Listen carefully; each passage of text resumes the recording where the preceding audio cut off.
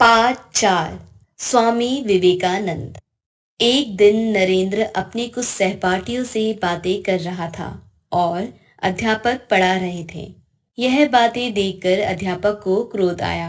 कुछ देर बाद उन्होंने नरेंद्र से प्रश्न पूछने शुरू कर दिए। नरेंद्र ने उनके सभी प्रश्नों के सही उत्तर दिए। अध्यापक असमंजस में पड़ गए। उन्होंने कहा, नरेंद्र, तुम कक्षा में बैठे कुछ सहपाठियों से बातें कर रहे थे। मैं जो कुछ बता रहा था उस ओर तुम्हारा ध्यान नहीं था, पर तुम्हारे उत्तर सुनकर ऐसा लगता है कि तुम्हारा ध्यान मेरी बातों की ओर था। कदाचित कोई दूसरा छात्र ही बातें कर रहा होगा।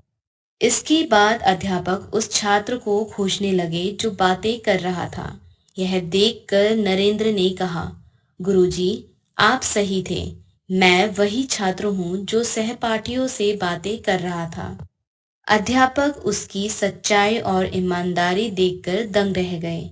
सच बोलने वाला यह बालक नरेंद्र आगे जाकर स्वामी विवेकानंद के नाम से प्रसिद्ध हुआ। स्वामी विवेकानंद का जन्म 12 जनवरी 1863 को मकर संक्रांति के दिन कोलकाता में हुआ। बचपन में इनका नाम नरेंद्र नाथ था। इनके पिता विश्वनाथ दत्त उच्च न्यायालय में वकील थे। अंग्रेजी भाषा ज्ञान और भाषण कला इन्हें विरासत में मिले। इनकी माता भुवनेश्वरी देवी धार्मिक विचारों की महिला थी। वे इन्हें रामायण महाभारत की कहानियां सुनाया करती थी, जिससे इनकी रुचि धर्म के प्रति उत्पन्न हुई। इन पर माँ का विशेष प्रभाव रहा। ये कुशाग्र बुद्धि के थे। इन्होंने छोटी उम्र में ही अनेक ग्रंथों का अध्ययन कर याद कर लिया था। ये अच्छे विद्वान होने के साथ साथ अच्छे खिलाड़ी भी थे।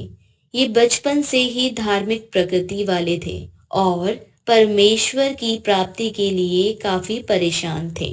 एक दिन वह श्री रामकृष्ण परमहंस से मिले। उन्हें अपना गुरु मानने के बाद विवेकानंद के नाम से प्रसिद्ध हुए। सन 1893 में वह अमेरिका के शिकागो शहर में विश्व धर्म सम्मेलन चल रहा था। स्वामी विवेकानंद जी को भारत की ओर अपना भाषण देना था। वे बोलने के लिए खड़े हुए और उन्होंने अमेरिका वासी बहनों और भाइयों शब्दों के साथ जनता को संबोधित किया। स्वामी जी के मुंह से ये शब्द निकले ही नहीं कि सभा में हर्ष और उल्लास की लहर दौड़ गई। श्रोताओं ने करतल ध्वनि से उनका स्वागत किया और तालियों की गूंज कई मिनटों तक थमी नहीं। इस हर्ष का कारण था कि उन्होंने स्त्रियों को पहले स्थान दिया और सारी वसुधा को अपना कुटुंब मानकर सबका स्वागत किया।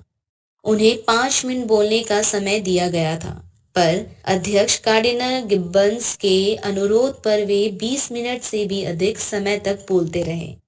स्वामी जी की पूरे अमेरिका में धूम मच गई। अखबारों ने अपने अपने मुख्य पृष्ठ पर लिखा कि आज तक अमेरिका की धरती पर ऐसा कोई अद्भुत महापुरुष नहीं आया।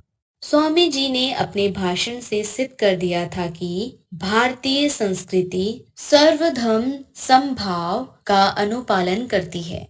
स्वामी जी केवल एक संत ही नहीं, देशभक्त, विचारक, लेखक और वक्ता भी थे। उनका संदेश था, उठो, जागो और तब तक मत रुको जब तक मंजिल प्राप्त ना हो जाए। पूरे विश्व में लोकप्रिय स्वामी जी का निधन 4 जुलाई 1902 को ध्यान के दौरान हो गया। पढ़े और समझे। सहपाठी, साथ में पढ़ने वाला। असमंजस, दुविधा, विरासत, माता पिता से मिला। उल्लास, खुशी, उमंग, करतल ध्वनि, तालियों की आवाज।